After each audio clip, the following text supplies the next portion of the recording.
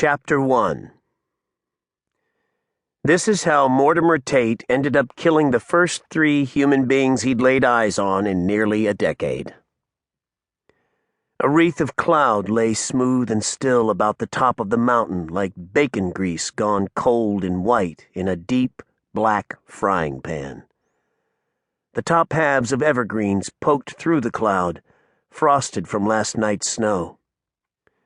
The final days of winter, not too cold. Mortimer Tate estimated maybe 30 degrees.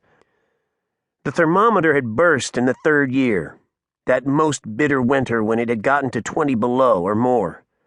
The thermometer had been made in America by a small company in Ohio.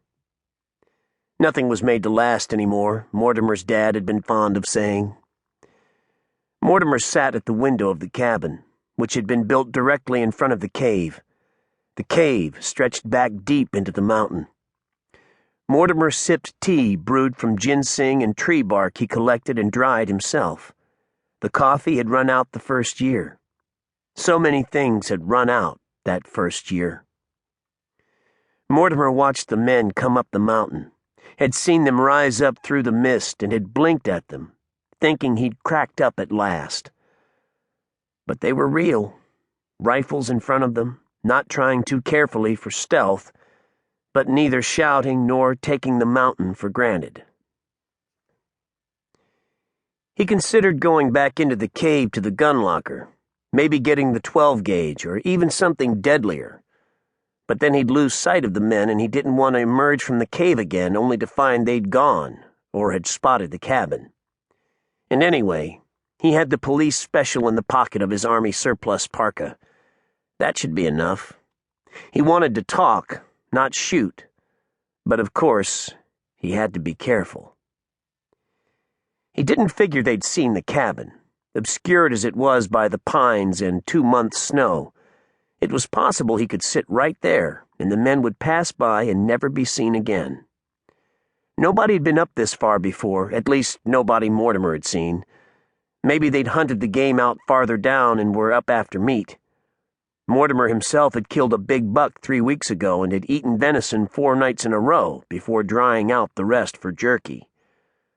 God damn, he was sick of jerky. I'm stalling, Mortimer thought. He didn't want the men to pass without speaking to them. Now that he saw them, he was desperate to find out, get news of the world below.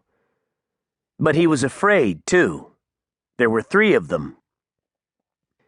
He could call out to them right now and be safe, holed up in the cabin.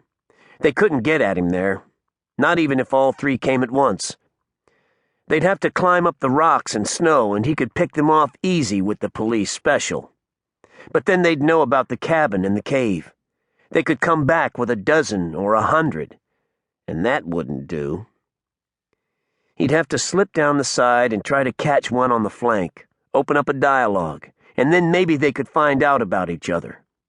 Maybe things were back to normal. The portable radio had devoured all the spare batteries so fast, ran out even before the coffee.